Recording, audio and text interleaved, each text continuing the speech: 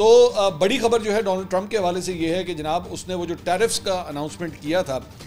उसमें एक तो उसने जो है मज़ीद गुस्सा दिखाया, मज़ीद तब दिखाई है, और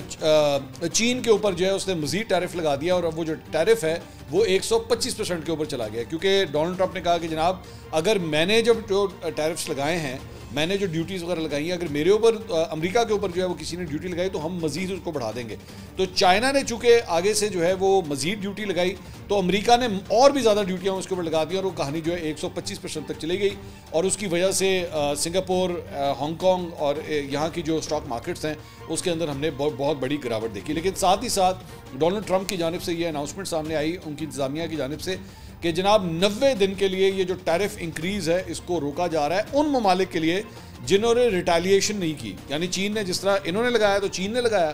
तो जिन्होंने नहीं लगाया, जिसमें जाहिर बात है पाकिस्तान भी शामिल है, जिसमें इंडिया भी शामिल है, तो उनके टैरिफ्स को जो बढ़ाया गया था, जिस तरह पाकिस्तान का जो है वो 29% कर दिया गया था, तो 90 दिन के लिए जो है उसे रोक दिया गया है।